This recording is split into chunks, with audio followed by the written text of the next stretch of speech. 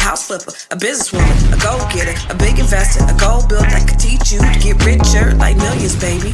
You really about to fill your savings. You about to have multiple streams to pass your children, baby. Let me teach you to get your credit on track in the long run. You'll make it all back at Catalyst and watch it all cycle. Your black on firm, but we ain't all platforms.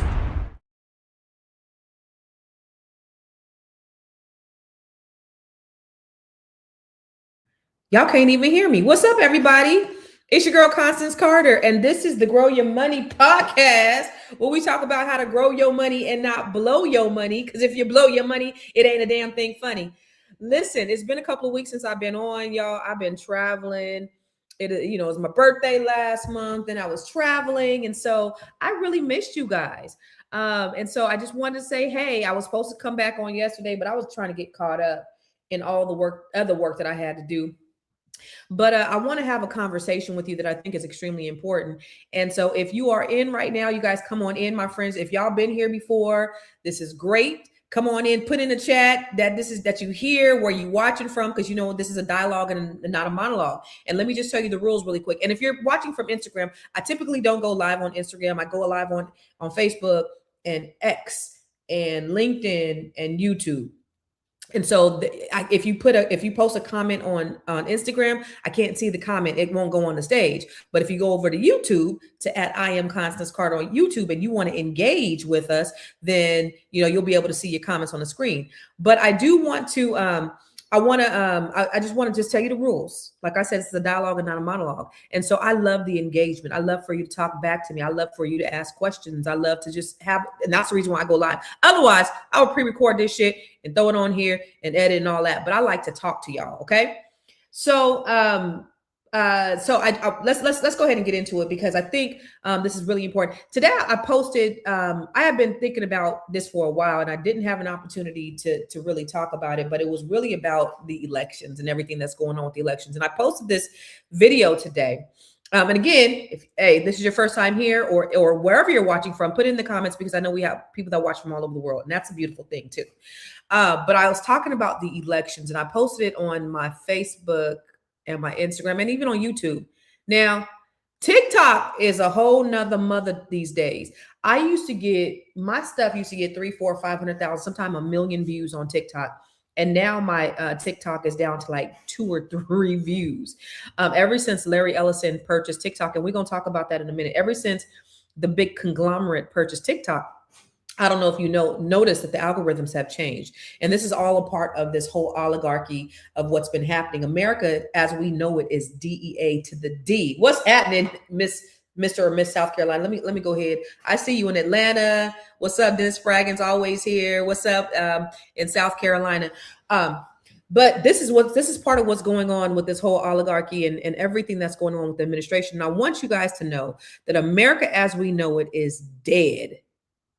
DEAD. America as we know it is dead. The question is, are you prepared for what's going on right now? What's happening, Deborah will win. Are you prepared for what's going on right now? Because I think I know if you're not, then you're going to get left behind. But I think this is a reconstruction. Remember the Reconstruction period after the Civil War, when they reconstructed America? Let me remove this banner. How do I get this banner off?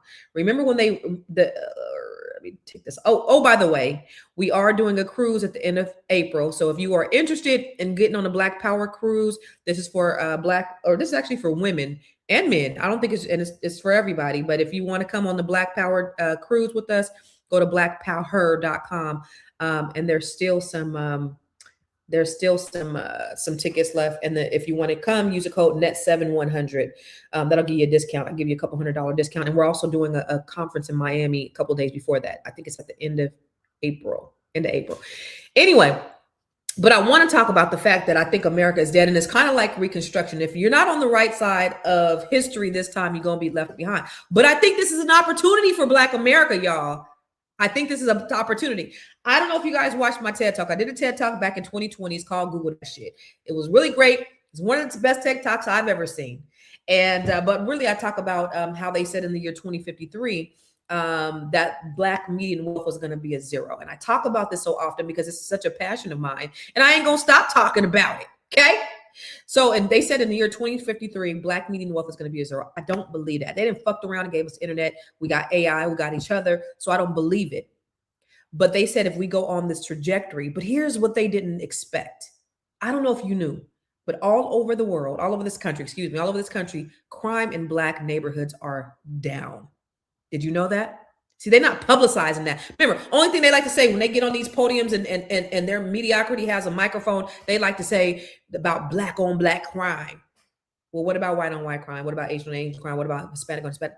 But they like to point out Black on Black crime because we've been a social experiment, because they put us in these impoverished situations. Even, when we had towns that were thriving and we were doing well financially, they experimented on us, literally, with our taking away education and resources, implanting guns and drugs in our communities. And then they tell us, y'all killing each other, Black on Black crime. But crime in our communities are down significantly. They didn't expect that. And so while crime had surged, and you had the surge of the industrial complex prison system, what they did is they signed these contracts with the states, and they said, they started privatizing these prisons, and they paid. The states pay for these privatized prisons. And so what happens is if they don't fill them to at least 80 to 85% capacity, somebody has to pay for them. Who is that somebody? It's the people of the state. It's the taxpayers. And so that's the reason why there's such a huge surge with this whole immigration effort. But that's not even what I'm talking about. I just wanted to kind of drop that off there. But that's the whole reason why we see a lot of this immigration is because they got to pay to have these privatized prisons, and Black on Black crime is down. And so when you look at what's happening in our community and you see the shift and everything, again, the microphone to mediocrity, they letting us know their plans. You got Project 2025, which we'll talk about in a minute. We know exactly what's going on. What it's cost for Black people is a great awakening, which I say, I know that there's a great awakening happening with us, because what they've done so well is they did all this stuff. Listen, Project 2025 was in progress for 25 years before it was actually released. They've been working on this shit for 25 years. Think about this. After the civil rights movement and everything happened, they shut the hell up because it was no longer acceptable or politically correct for them to openly discriminate against people, minorities. It wasn't politically correct for them to say foul things, but they were saying all this behind closed doors. They were making plans, Project 2025, behind closed doors. All of these things were happening behind closed doors, and they didn't let the cat out the bag. We got the internet. Now we see that we thought that these was our friends. We thought that they were our allies, but they're really not. They're really out for themselves. Somebody put on one of my comments the other day, one of my posts the other day. It was crazy. It was this white woman, because I get somebody put in my thing today. They called me like a racist fuck or something like that. Being pro-Black does not mean you're anti anything else. I'm pro-Black. I'm not anti-white or anybody else.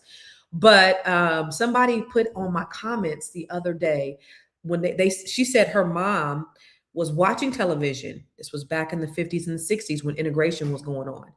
And she said she was watching on TV, and these women were protesting these kids. I think it was the Little Rock 9 or something. They were protesting the kids integrating to their schools. And then the lady on the news said, well, if they come over here, then who are we going to be better than? But she said, who are we going to be better in? Right? I can't mispronounce it, that country talk. But who are we going to be better than? You see, the only way that they can win is if they have to cheat or if they have to oppress somebody else. That's the reason why they're so afraid, deathly afraid of you Black people, is because they're fighting to oppress you. That's what they've been doing for so long. And so what's been happening essentially is there's been an awakening, because now we have the most mediocre man in office, and he's given microphone to other mediocre men that are inexperienced, unqualified, didn't earn it. DEI, they are the true DEI, didn't earn it. And so now we see the game plan. And so what I know what it's done is it's awakened something in us. It's awakened something in us. And so now we're starting to see, okay, we got to move a little different. We got to move a little different. And that's why all of this information is so important that we continue to share and continue to get out. This is why social media is so important. This is why I said they done fucked around and gave us the internet, because now we got access to things that we never had access to before in our lives. We got more information. One of my good friends, Michael Roberts, billionaire, he said we got more power in the palm of our hands than when they put the man on the moon. We have more technology. We have more access to everything. You can create anything on your phones. We have access. So now we don't got to be stupid. Remember they used to say, if you want to keep something from black people, put it in the book. Fuck all that. That's dumb. That ain't even true, because we got each other. We are informing each other. So I posted this video today about, just kind of my thoughts about the election. And so funny because on remember I said on TikTok when I first got on here today, TikTok be shadow banning my shit like shit, y'all. They don't give me no views. I get shadow banned on everything. And so on this particular video, so I want you guys to go and watch it on YouTube, because typically on YouTube I get pretty good views. But they show shadow ban this like crazy. But it was about the elections, and you got to wonder why they not pushing this out here. So let me just show you this video really quick. I don't want to leave the studio. Oh, here we go. Let me show you this video real quick so you can see what I'm talking about.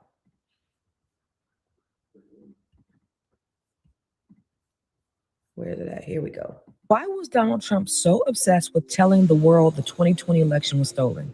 Not once, not twice, but over and over and over again. Even after the counts, even after the recounts, even after the investigations. This man incited a whole riot on January 6th after convincing his lunatic base that the 2020 election was stolen. So why did he push that narrative so hard? Because sometimes the loudest accusations are actually projections. They are people telling on themselves. If someone keeps telling you something can be stolen, then maybe it's possible that they know it's possible. And if they believe it's possible to be taken from them, then they know that it can be taken. So let's talk about the 2024 elections. Let me ask you something. Are we really supposed to believe that a man with 34 convictions, a history of bankruptcies, a convicted sexual deviant, and a known racist suddenly became the overwhelming choice of the American people? A man that the Washington Post caught in over 30,000 lies that they fact-checked and debunked. Remember election night? Hours before the election was over, the richest man in the world already called it long before anybody knew the results. And then Trump publicly thanked Elon Musk. And he knows those computers better than anybody, all those computers, those vote counting computers. So thank you to Elon. That alone should make you think. Then look at the maps. States flipped, but not everything flipped. Because when there's a real political wave, it usually carries. Look at this incredible split screen. While the presidency leans heavily red in these states, the down ballot races for the Senate and House are overwhelmingly blue. Then there's a popularity. You telling me that this was a massive movement, but the energy didn't always match? The crowds didn't always match? The enthusiasm didn't always match? So where exactly did all these votes come from? Then look what happened to all the billionaire supporters. They got even richer with more control and more power. Illegal monopolies and consolidations began to form under this administration. Meanwhile, everyday Americans are struggling with food, healthcare, and basic survival. Doge was supposed to get rid of the fraud and waste and reduce the deficit. The deficit is now at the highest it has ever been in history. Meanwhile, Donald Trump pardoned nearly 2,000 criminals and billions of restitution was wiped away. So let me ask you a question. Who benefits when Donald Trump wins? Follow the money. And do you not think that they are going to do everything that they can to hold on to the power and the money that they have? Steve Bannon said if the Republicans lose, he knows that they're going to jail. We know Russia helped them the first time. The second time it was the tech bros. And this time they're doing everything in their power to hold on to it with the SAVE Act. If this man has hollered and screamed constantly about the elections being stolen, then he knows absolutely it can be. Now drop a black fist in the comments and share this with someone who needs to hear this gem. Y'all, what do you think about that? Hold on. So what do you think about that? So of course, I've never believed that Donald Trump actually won this election, but I think this reset in America needed to happen. And a lot of people are afraid, as they should be, because there's a lot going on. But see, here's the thing with Black people. We have survived and thrived under the worst conditions ever. But there's a lot going on, and you got to follow the money. Thank you, Deborah Will Win. Deborah Will Win said, I'm following them. You got to follow the money because it's bigger. Listen. They have gotten, we do know that a good majority of rural middle America has the education of third grade comprehension. They have third grade comprehension. We know that. We know that President Lyndon B. Johnson said, if you could take the lowest white man and convince him that he's better than the best colored man, he won't notice that you are picking his pockets. They have convinced these low-class, bottom-feeder, mediocre white people that they are looking out for their best interest when they're really robbing them blind. They've taken Medicare and they've taken their EBT. Now they starving. Now these farmers who overwhelmingly voted for Trump can't even keep their farms. And oh, by the way, you see what they did. Well, and we're going to talk about that in a minute. What they did to the black farmers specifically, as if you're not taking away enough. This is all about control, people. And America that we knew is gone. And there has been a reset in America. And if we're not prepared for it, well, then we're going to get left behind. Most people are trying to operate like it's nothing. Most people are trying to operate like it's nothing. Most people don't think anything is wrong with it. You see wealth concentrating at the top with all the oligarchy. You see a lot of stuff going on at the top. There's not a whole lot going on at the bottom. Policies are being introduced that change access and control to everything. You see entire industries consolidating. Did you see what he allowed Larry Ellison to do? Did you know monopolies are illegal? But now they are consolidating all of these big media companies so they can control the narrative, so they can control your mind. But the only ones who are being controlled are the idiotic ones who have the third grade educations, who don't know better. They think this is all great. They think us going over and bombing another country for absolutely no reason, spending billions of dollars, but they can't eat every day, is a good idea. This is how they control. This is what Fox News has essentially done, is control the minds of the dumbest people in America. And they are the representative of us globally. So now they put their worst. It used to be you put the best at the top, but the worst of the worst is the representation of America. And I don't believe in my mind that the American people really voted overwhelmingly for this mediocre asshole. However, this is what we have. And I believe it's a lot more at play. And it's a lot more billionaires that helped this election than it is the mediocre rural people. It's more billionaires. They stand more to gain. Now, I do believe there's a lot of dumb motherfuckers out there that will vote against their own best interest and who think that Trump is just like them. But I do also understand that you got to follow the money, and the people who are benefiting the most are the people who are making the most off of this grift. Everyday Americans are struggling more and more, scratching and surviving like good times. Y'all know it. It's a lot of people. Now, 500,000 Black women have lost their jobs. Hundreds of thousands of Black men lost their jobs as a result. The first thing they do, and let's talk about Project 2025, okay? Because Project 2025 is already in effect. Look at what's already happened. They've expanded the presidential power. He's vetoing everything. He's making the rules. He's starting rules without Congress. He's doing all of this stuff, and nobody is stopping him. They've purged federal workers. That's all. Hundreds of thousands of those people were Black women. The most educated demographic in this country. They rolled back civil rights and DEI. Now they have the true DEIs didn't earn it in offices, in positions. Did you know that they just demoted the highest ranking military office and promoted white ones that did not earn it? LGBT policies. They've gutted public education. They've restricted reproductive rights. They reduced social safety nets. They cut welfare and EBT and Medicare and given. Did you see that that the people who have the biggest houses, the biggest mansions, who make the most money pay the least in taxes? I wish I would have posted that video. What they'll do is they'll designate their homes as a museum, or they'll have a couple of cows on there and designate as farmland. So now they don't have to pay taxes. This is what they're doing. They're blocking climate control. They're doing, this is 2020. This is Project 2025 in action. So, and do you remember during the election when Donald Trump said that he ain't had nothing to do with Project 2025? And we know that all of that is at play. That man, I don't know why anybody even believes him. Now we're seeing all these black folks coming out who supported, who are MAGA supporters. There's a big difference between being a MAGA supporter and being a Republican or being a conservative. Because I believe black people are inherently more conservative than the Democratic Party. They have a lot of liberal ideologies that I believe that black people don't really align with. However, when you're MAGA, it's a whole different thing, because now you're basically aligning with the Ku Klux Klan. So Trump said, nah, I don't know nothing about no Project 2025. Do y'all remember when he said that? And y'all believed it. Do you remember? If you don't, y'all don't remember. Okay, let me just show you real quick. For those of you who don't remember, let me see. Let's see. We still sharing the screen. Let me show you the other screen. Share screen. I just want to just so I can refresh y'all memories when he said it, because we know it's an effect. You know, and she knows better than anyone. I have nothing to do with Project 2025.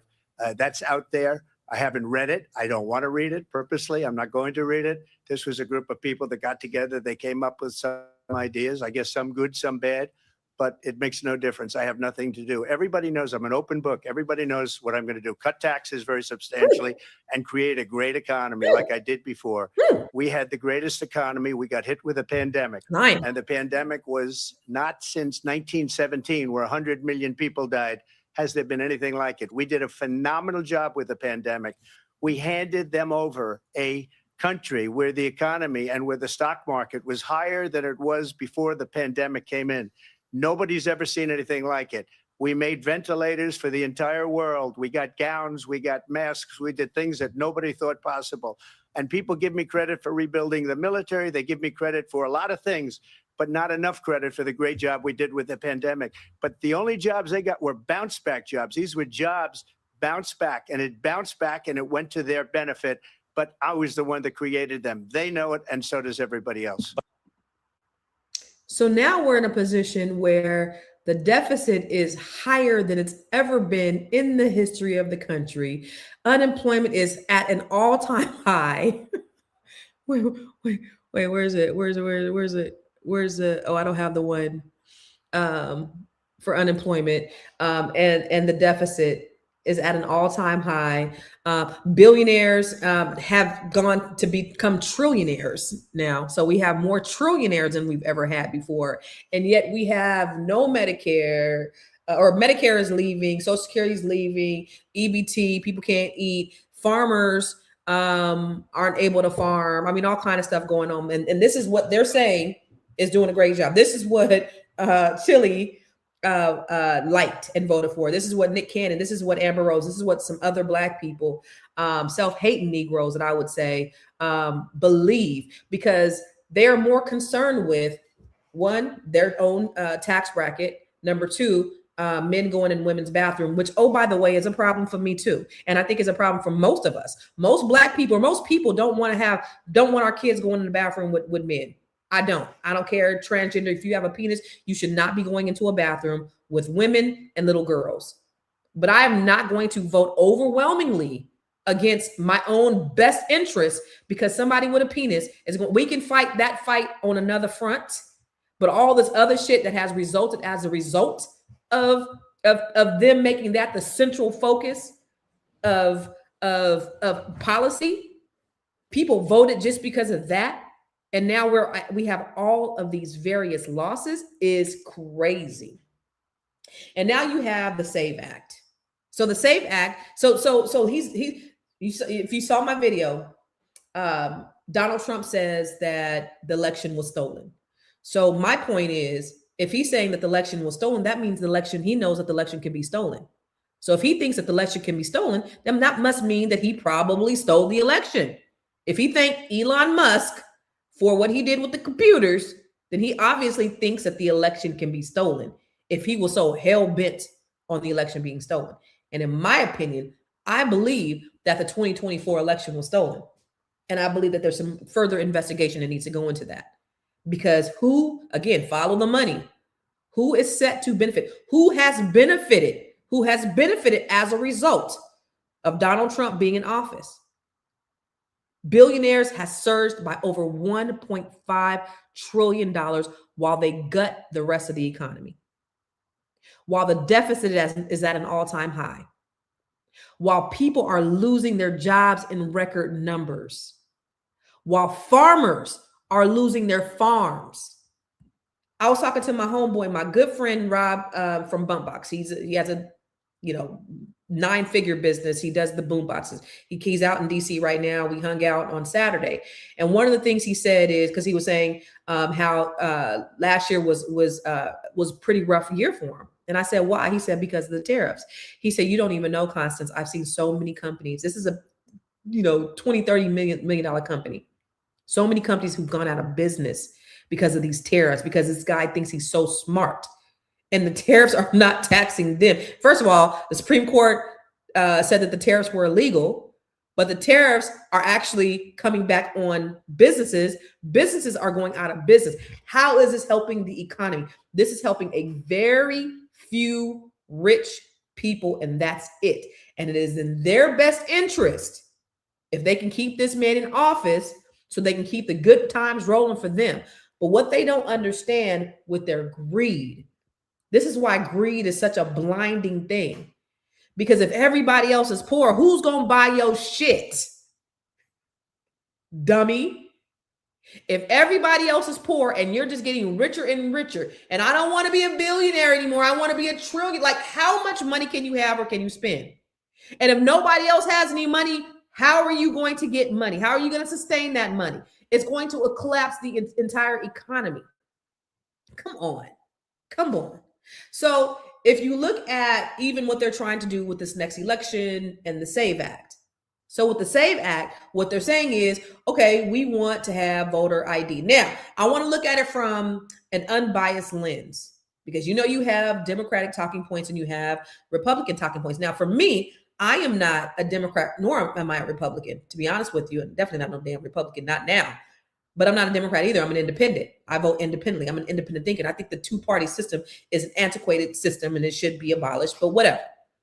But when you look at the talking points of both, I align more with the Democratic Party, but I don't vote Democrat all the way. But what they're saying is, on one end, they're saying that, okay, you need ID because we don't want illegals to be voting, and we don't want there to be we don't want the election stolen because of illegal votes. Well, first of all, that undocumented people voting has been so minuscule, it's ridiculous. But when they say, let me see, what do they say? They want you guys to, so I want you to understand what the SAVE Act means. And so we need to get in alignment right now, because if it passes, because what they are guaranteeing, what they are banking on is you not having what you need in order to vote. They are absolutely banking on that. So if you need to go get your birth certificates now, order your birth certificates today. Okay. If you need to get a passport, passports are a little bit more expensive. Maybe you can't afford that. At minimum, you should be able to afford your birth certificate. Okay. So you can't, the crazy thing is, how many years were they telling us that we needed to get a real ID? About 5 years. Got to get a real ID. Not going to be able to travel without a real ID. Got to get a real ID. So we go get real IDs. Everybody got a real ID. And a real ID doesn't even work. Why the fuck do we have a real ID if a real ID doesn't even work? So what works is a U.S. passport. So if you have a passport, well, most Americans don't have passports. Thankfully, most of you probably do. I do. Everybody I know does. But most Americans don't have passports. So you just cut out a whole lot of voters. But you also cut out a lot of middle America. Because them motherfuckers ain't traveling. they going from Kentucky to Kentucky. They not going to Montana. They not going nowhere. They're not going nowhere internationally. So they're cutting out a big portion of their base. And I don't know if they thought that really through. Actually, I did see something where they were saying that it's going to cut out a big portion of their base. Okay. So a passport. If you don't have a passport, then you need your government ID, which is your driver license, plus a birth certificate. So your ID is not enough. Your real ID is not enough. but you need a birth certificate. So if you are a woman, because what they're trying to do is cut out women from having the ability to vote. That's part of Project 2025. They don't want women to have the ability to vote. They damn sure don't want Black people to have the ability to vote. So if you're a woman and your name does not match, then you have to have a birth certificate to show that this is who you are. If you are an immigrant, you have to have a naturalized certificate or a certificate of citizenship. So your driver's license or your real ID does not work. Your state ID does not work. Your military ID does not work. If you are Native American, your tribal ID does not work. Your social security card does not work. Your utility bill, your student ID. But guess what works if you want to join the military, you want to fight for this country? Your ID. You don't have to be a natural born citizen to fight for this country, but you have to do that to vote in this country. Is that crazy? You could fight for this country, but you may not be able to vote in this country. So they want to make it harder. But so what the Republicans are saying is, well, they just don't think Black people, Democrats don't think Black people are smart enough to be able to get their passport or be able to get their birth certificates or whatever. Whatever it is, get whatever you need to get right now. Because so they already have that barrier because they believe that it's going to wipe people out from having the ability to vote. Once you guys start getting y'all birth certificate in droves, they're going to find something else because they're going to do whatever they can to cheat. Remember what Donald Trump and the governor of Texas just did in Texas. They made sure that they got enough votes so the Republicans held their space. They're going to do whatever they can to vote, to cheat. This is what they've been doing since the inception of this country. This is how they maintain their hierarchy. And I'm telling you, they don't care about race as much as the people on the bottom do. Because the people on the bottom, they're just scratching their survival. The whole idea of race, let's talk about the whole idea of race. That was the concept of race is a social construct in the first place to begin with, right? You guys know that. So it happened upon when you had chattel slaves working next to Irish indentured servants. We're working side by side, and them slave owners, them British slave owners said, what happens if they form an alliance and they start thinking that they can overthrow us? That's pretty dangerous. So let's do this. Let's make these Irish indentured servants, let's make them the overseers, and let's put them over the slaves. So now they became white. And so even though these Irish overseers weren't the elite Brits, they were still better than Black people. And so what would they do?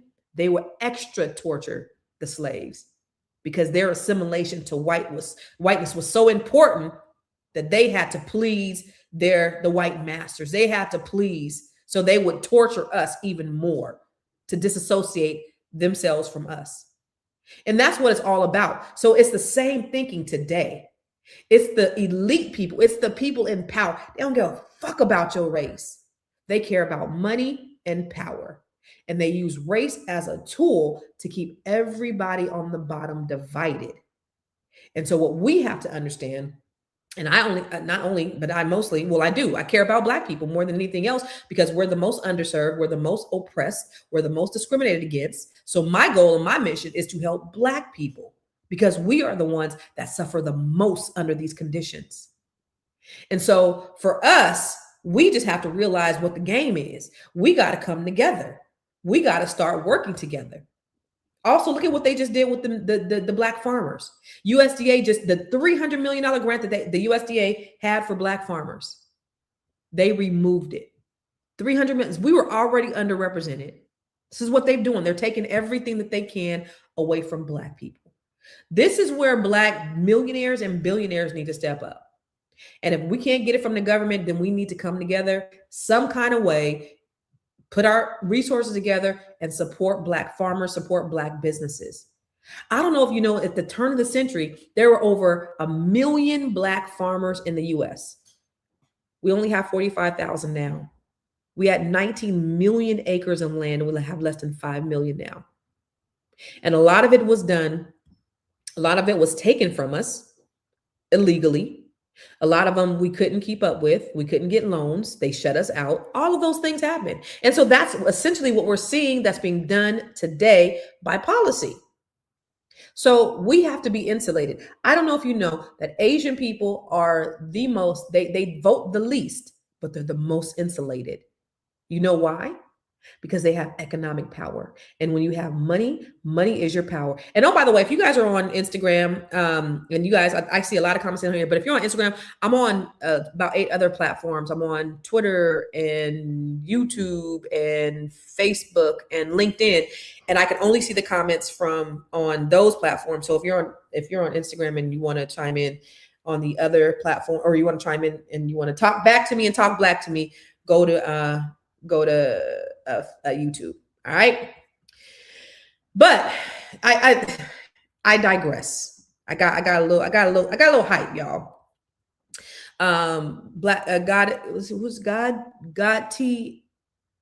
God T and me, Angela. Okay, the God T and me. Yes, precisely. Black dollars need to stay in Black businesses. And that's the one thing that I always promote is collective economics.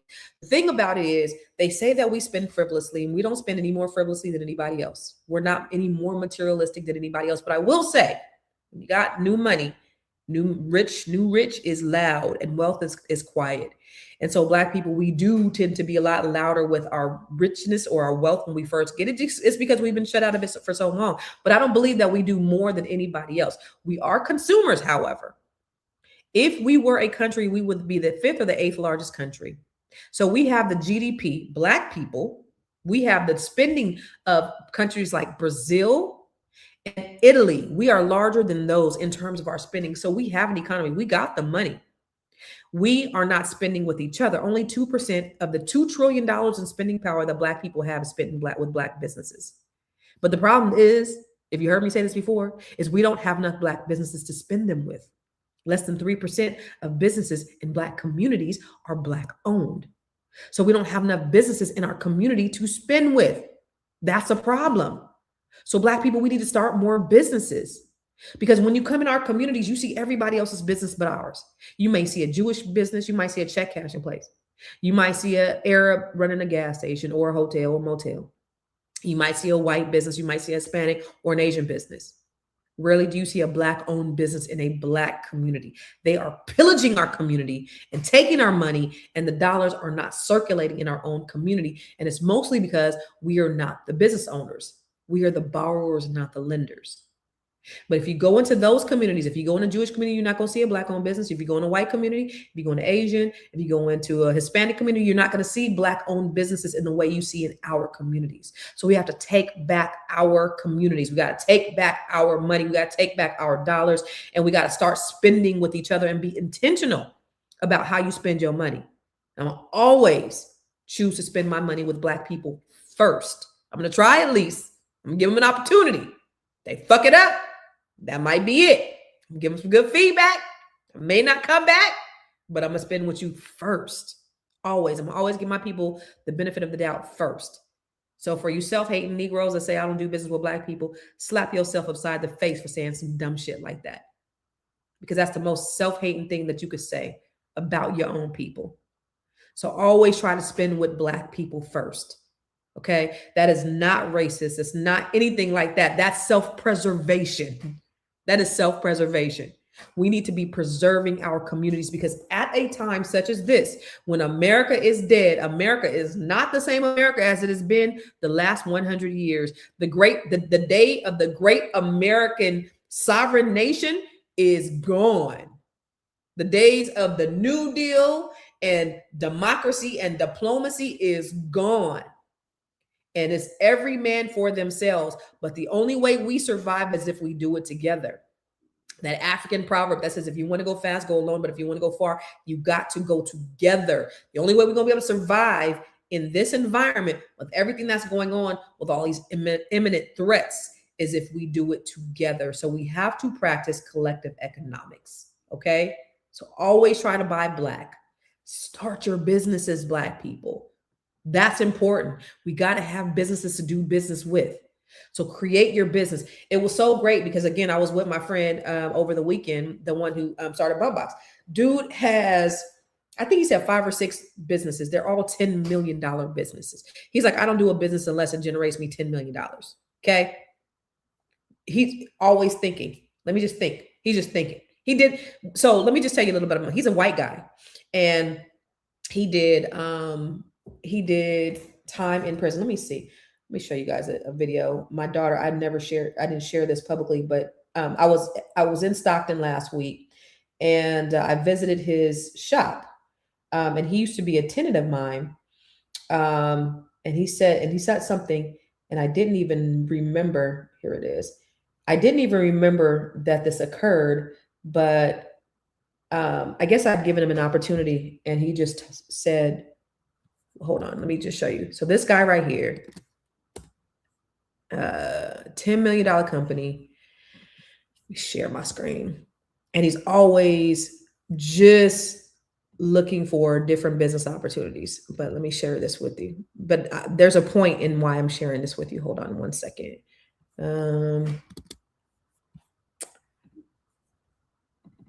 There. Yeah. All right. So where you at? All right, this is exclusive. I'm just sharing this with y'all, okay? Just me, you, and a couple of other people. Let me see. Share screen. Was it this one? Okay. Entire screen. Y'all gonna see my entire screen. But let's see. So this is the owner. This is $30 million company. All right. So that's what he said. So I had to be here to come support my boy for the most important day of his life. So I'm so. By the way, he raised $3 million on Kickstarter. When he came out with his new boombox. I don't know if you guys see this bump box. It's the boombox, but anyway, this is Rob. You almost 2 million in 3 hours. I'm gonna say something about Constance. So don't say nothing about me. No, I'm gonna say it real quick. Jesus. I got out of prison. Nobody would rent me a house. I had a record, and I remember telling her. She asked me, "How's your credit?" I said, "My credit's just nothing. I ain't bought nothing in a while." Did it took it off the screen? Hold on. Let me go back. Share screen. Why did it go off the screen? Okay, let's see. Somebody said he's a white guy. That's why. That's not always true. Let's see. Because you see, he just got out of prison. He had just gotten out of prison. Okay, so go back.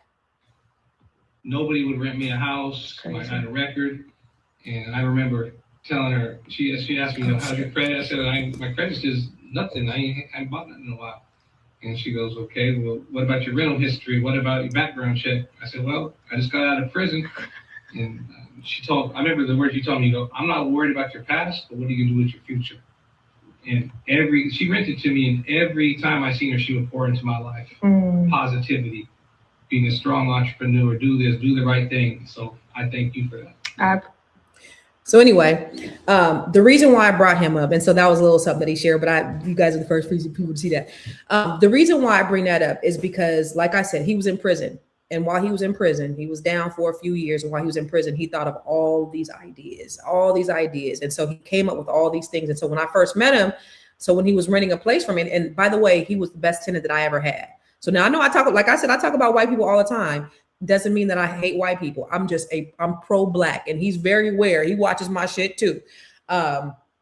But when he came out of prison, he had all these ideas. He started a pizza truck. It was an $8 pizza truck, and he was selling hoverboards. Like, I would have me and all my friends and my family and everybody who worked for me would go to his warehouse and get hoverboards. He was just always thinking of things. And what he did is he took a business model, and then he took a business and he leveraged his business, and he started buying other businesses. So he took one business, some of them succeeded, some of them failed. And this is what I'm telling y'all, Black folks. That's the blueprint. Your business may not succeed. It may not be successful on the first run, but start a business, take a risk. If you have an idea, execute on it, because the idea doesn't belong to he who thinks it. It belongs to he who executes it. And if you execute an idea, then guess what? Guess what just may happen?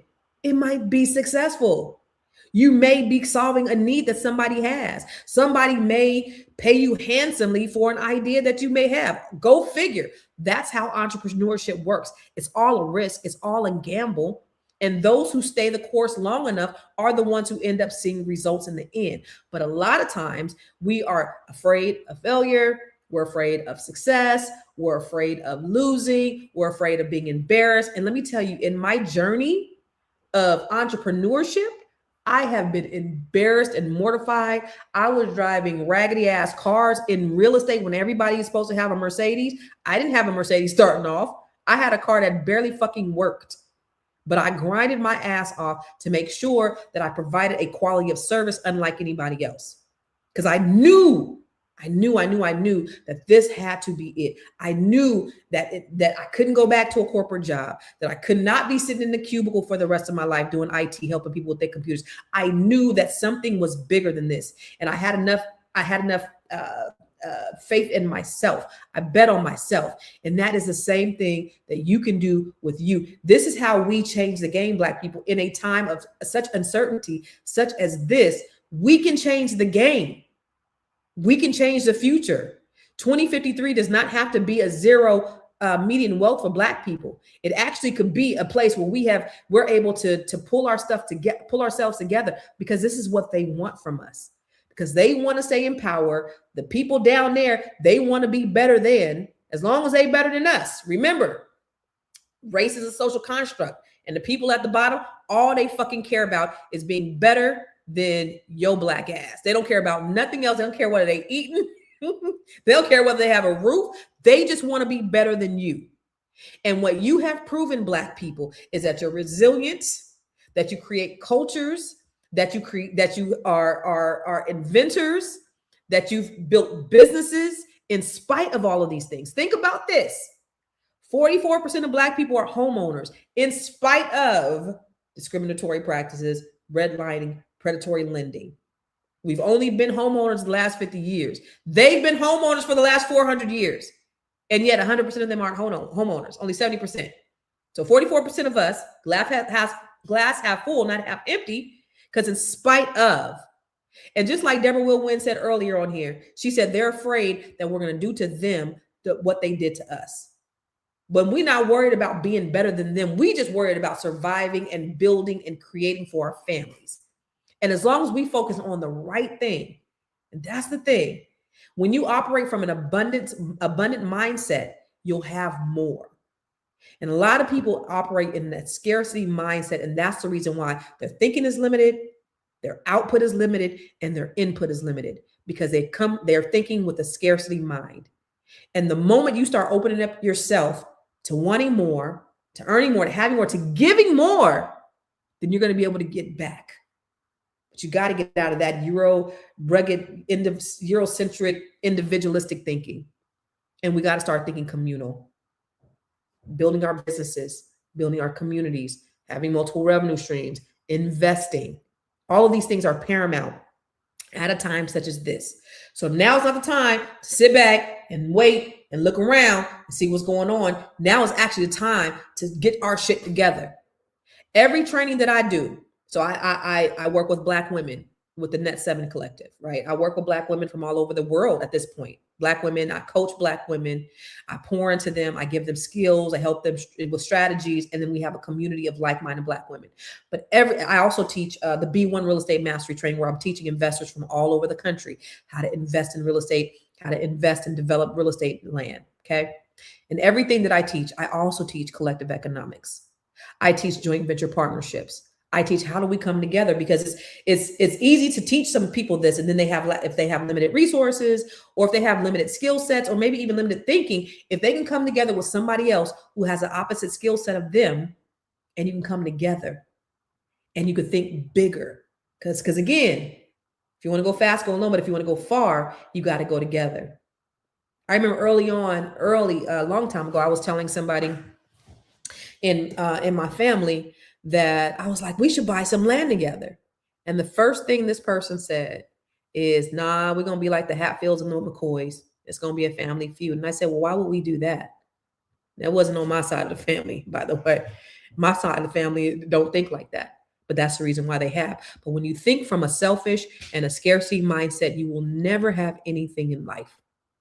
And so I just want to challenge everybody in a time such as this, where we know America as we know it is dead. And we see, carcasses laying all over the ground, and we see bodies. There have been more Black entrepreneurs, especially Black women, in the last year than we've ever seen. There have been more startups. We get the least amount of funding from startups. We get the least amount of funding, but we're still starting and we're still resilient. They weren't even giving us patents, but we were still inventing. Come on. So, Black people, there's something special about us. And so we just need to really take this time where America is doing a number on itself. This is the beginning of the great fall of America. But where are Black people going to be during this time? I believe that God has been preparing us for this. Listen, they have not faced anything like this. No hardships. They had the Great Depression and all this. But now you have globally where you have our enemies, our former allies. Nobody trusts America. And so you've never had a time like this where we've seen so much mistrust, and where you have, just a stone fool in office that is actually the commander in chief. It's crazy. But God has been pruning and priming us for this. And so the question is, what are you going to do during this time that all of this is happening? How are you going to prepare? What are you going to do? So I just challenge you to start your businesses, to join other businesses, to, start collaborating with other people. I challenge you to start investing with each other, start practicing collective economics, find Black-owned businesses, invest in Black-owned businesses. Look to your people first. I was watching a YouTube maybe a year or so ago of this guy. I forget his name. He was a Jewish guy. And he said, the reason why he said Jews are the richest group in America, not just because they own welfare, because they're on that too, but they're the richest group in America. And they are the smallest group in America. You know why? Because they practice collective economics. They said they're unapologetic about it. So when we say that, and people, talk to, you're racist because you only want to work with Black people, or you want to work with Black people first, that's asinine. Because when I talk to Hispanic people, they are quick to want to help and work with their people first. Asians, Indians, Middle Easterns. But as soon as Black people start talking Black first is when we have a problem. But that Jewish man said, we don't do business with anybody else unless we cannot find anybody in our community to do business with. We keep the money in our community. He also said that they talk about business at the dinner table with their children. That's how you keep the legacy in your family. And that's the reason why I work with Black women specifically. Now, this information is for everybody, but I specifically work with Black women because there's an African proverb that says, when you teach a man, you teach an individual, but when you teach a woman, you teach a nation. The meaning behind that is Black women, you give us something, we're going to multiply it. Again, my mission and my mission and my purpose is helping Black people. And my passion is closing the wealth gap. And I believe that Black women are going to be at the forefront. And that does not exclude Black men. So when I'm talking about Black women, I'm saying this is our contribution to closing the wealth gap. Because Black women, when you give us a house, we're going to make a home. When you give us some food, we're going to make a meal. When you give us a seed, we're going to make a baby. So I believe that whatever you give Black women, we expand. We are the Proverbs 31 woman personified. And so, we're going to take that information, and not only we're going to keep it, we're going to share it. We're going to give it to our families. We're going to teach our kids. We're going to share it with our communities. That's the whole purpose, because we can't do this by ourselves. This country has shown and proved that we cannot do this by ourselves. And the moment that we continue to try to do it, that's when we fail. But that's also when you need to connect with other like-minded people who are doing the same thing that you are doing. You got to connect with other people. So I do have what's called the Net 7 Collective, where I coach Black women from all over the country. We meet every Wednesday. And if you are interested in joining our group, or just looking at our group, or maybe whatever, go to my website, go to net7collective.com. I would be happy to have a conversation with you, but check it out and see if Net7 Collective is something that you're interested in. Okay. Also, starting tomorrow tomorrow's the first, y'all. So tomorrow is, I don't know if y'all know, tomorrow's National Black Women's History Month, International Black Women's History Month. April is International Black Women's History Month. Did you guys know that? So I'll be doing a training every Tuesday. So well, if you're new here, you may not know, I do a free masterclass. One of the things, I have a bunch of books, but I have a book called The Ramp Journal. And back when I first moved out here and I went through a divorce and all these things, I did this ramp method where this is kind of what helped get me through. This is before I just wrote this book back in November, but I did what's called the ramp method. And it helped me just to kind of get clear and get focused and figure out what my next was in life. And so I wrote the book. And so I was actually doing the work in this workbook. It's a journal. And I was doing the work. And what came out of this was, what can I do to give back? Because let me tell you something. I am so abundantly blessed. I'm so abundantly blessed. So I always try to figure out ways I can give back. What do I do? How can I add value? How can I give back in one way or another? And so this gym masterclass that I do every Tuesday, it's a free masterclass that I do on Tuesdays, where I'm just teaching everything I know. So I'm teaching. So this month I'm teaching specifically, and everybody's invited. If you white, if you a man, if whatever, y'all can come too.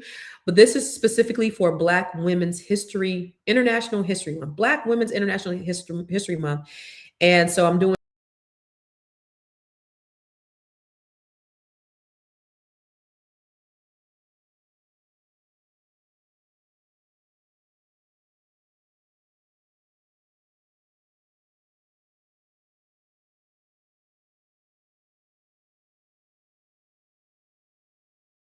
on a players club.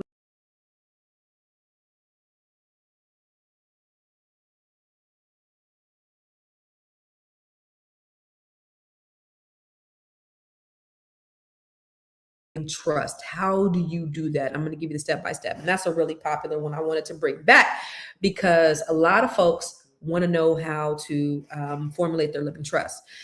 So that's what I'll be doing over Black Women's International History Month. And that starts April. And so everything on my site is going to be 25% off starting April 1st. So go check out constancecarter.com. And I pray that you learn something today.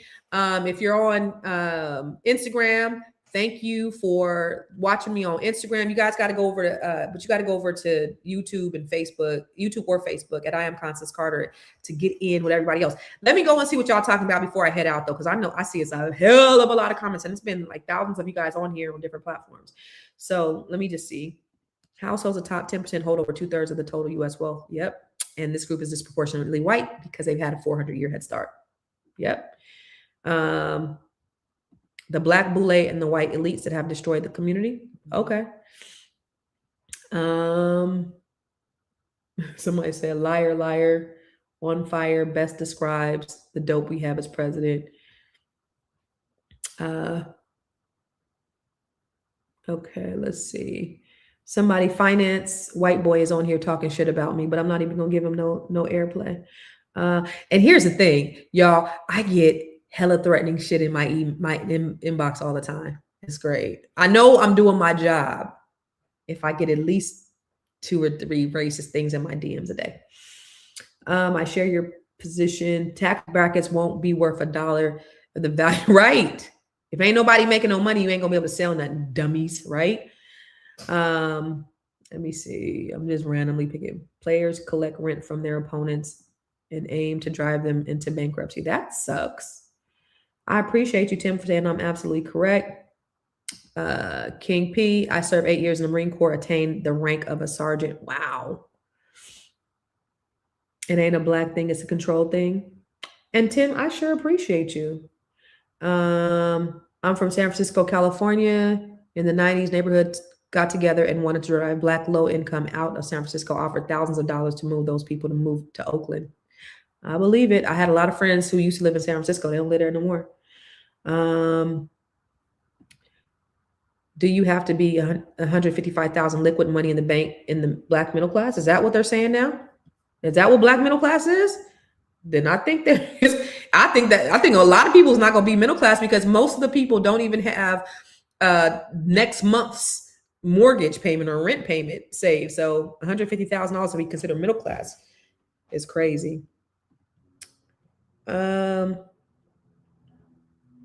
He has the social capital, the networks of relations among people who live and work in particular society. You're probably right about that. And you're talking about my friend Rob. He is white, and there is absolutely privilege, and I ain't even gonna lie.